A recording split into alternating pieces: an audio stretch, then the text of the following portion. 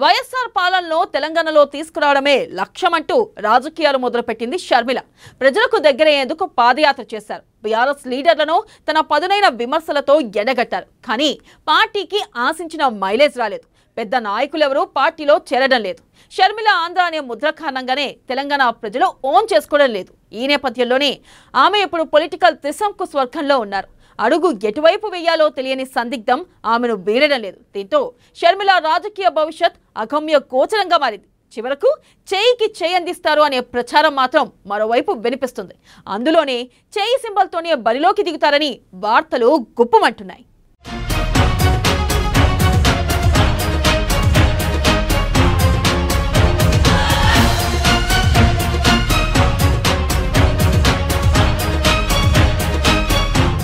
YS Sharmila రూటెటు చెయ్యికి చేయి అందిస్తారా, ఒంటరిగానే బరిలో నిలుస్తారా?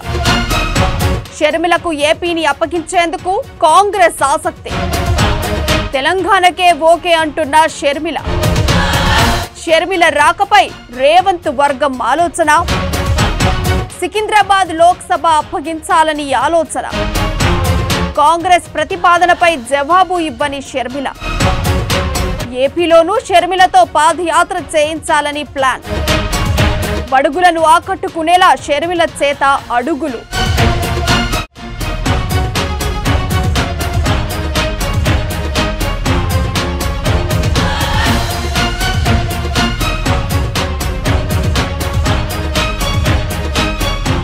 వైఎస్ఆర్ తెలంగాణ పార్టీ వ్యవస్థాపకురాలు వైఎస్ షర్మిల రాజకీయ భవిష్యత్ ఆగమ్య గోచరంగా మారింది. దీంతో వైఎస్ షర్మిల అడుగు ఎటువైపు పడబోతోంది? కాంగ్రెస్ తో ఆమె చెయ్యి కలుపుతారా, లేక ఒంటరిగా ఎన్నికల బరిలోకి దూకడానికే మొగ్గు చూపుతారా అనే దానిపై ఉత్కంఠ నెలకొంది. ఓవైపు కాంగ్రెస్ లో వైఎస్ఆర్టీపీ అధినేత్రి షర్మిల చేరక ఖాయమనే వార్తలు వస్తుండగా, మరోవైపు ఆమె ఎక్కడి నుంచి పోటీ చేస్తారనే దానిపై రకరకాల అంచనాలు వెలువడుతున్నాయి.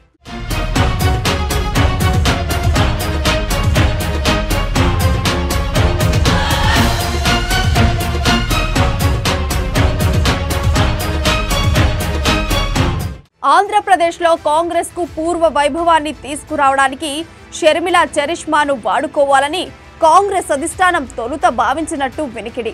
ఏపీలో హస్తం పార్టీ సీఎం అభ్యర్థిగా ప్రకటిస్తామనే ప్రపోజల్ పెట్టినా ఆమె ససేమిరా అన్నారట. తనను తెలంగాణకు పరిమితం చేయాలని కాంగ్రెస్ పెద్దలకు షర్మిల తేల్చి చెప్పారని సమాచారం. మరి తెలంగాణకు సంబంధించి షర్మిల పెట్టిన డిమాండ్లలో ఆచరణకు సాధ్యమైనవి ఏమున్నాయి, ఏం లేవనే దానిపై టీపీసీసీ చీఫ్ రేవంత్ రెడ్డి అధిష్టానం పెద్దలతో కలిసి మేధోమథనం చేస్తున్నారు. షర్మిలకు తెలంగాణ అసెంబ్లీ టికెట్ ఇవ్వడాన్ని రేవంత్ వ్యతిరేకిస్తున్నారనే వార్తలు వినిపిస్తున్నాయి. ఆమెను సికింద్రాబాద్ లోక్సభ బరిలో దింపాలని అధిష్టానం దగ్గర రేవంత్ ప్రతిపాదించినట్టు తెలుస్తోంది. దీనిపై షర్మిలతో కాంగ్రెస్ నేతలు చర్చలు జరిపినా ఇంకా ఎలాంటి ఫలితం తేలలేదని సంబంధిత వర్గాలు తెలిపాయి.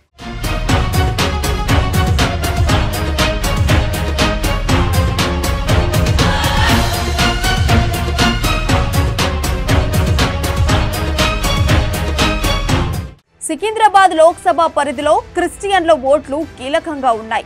ఆ నియోజకవర్గం నుంచి షర్మిల బరిలోకి దిగితే సులువుగా సెటిలర్స్, వైఎస్ఆర్ అభిమానులు ఆమె సామాజిక వర్గం ఓట్లను ప్రభావితం చేయగలుగుతారని కాంగ్రెస్ అధిష్టానం భావిస్తోంది. షర్మిలకు చివరి నిమిషంలో పాలేరు అసెంబ్లీ టికెట్ ఇచ్చినా ఆశ్చర్యం లేదని పార్టీ వర్గాలు అంటున్నాయి. కొంతకాలంగా తన పార్టీ కార్యకలాపాలకు దూరంగా ఉంటున్న షర్మిల కాంగ్రెస్ తో ఏదో ఒకటి తేల్చుకున్న తర్వాతే క్షేత్రస్థాయి పర్యటనలు మొదలు పెట్టాలని డిసైడ్ అయ్యారని వైఎస్ఆర్టీపీ వర్గాలు తెలుపుతున్నాయి.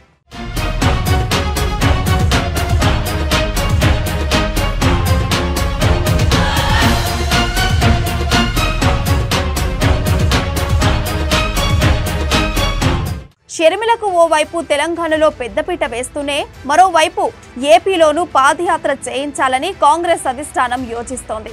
తద్వారా ఏపీలో పార్టీకి దూరమైన ఎస్సీ, మైనారిటీ, ఎస్టీ వర్గాలను, రెడ్డి సామాజిక వర్గాన్ని తమ వైపునకు తిప్పుకోవాలనే ప్లాన్ రెడీ చేస్తోంది. కాంగ్రెస్ కు దెబ్బతీసి తమ ఓటు బ్యాంకును తన వైపుకు తిప్పుకున్న సీఎం జగన్ కు గట్టి షాక్ ఇచ్చేలా ఈ ప్లాన్ ఉంటుందని అంటున్నారు.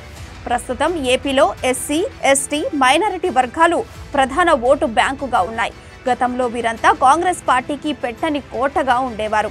కాంగ్రెస్ పార్టీలో షర్మిల చేరి అక్కడ క్షేత్రస్థాయిలోకి అడుగు పెడితే ఓటు బ్యాంక్ చీలే అవకాశాలు ఖచ్చితంగా ఉంటాయి. షర్మిలకు కాంగ్రెస్ ఎలాంటి ప్రాధాన్యం ఇస్తుంది, ఆమె సేవలను ఎలా వినియోగించుకుంటుంది అనే దానిపై అతి త్వరలోనే క్లారిటీ వస్తుంది.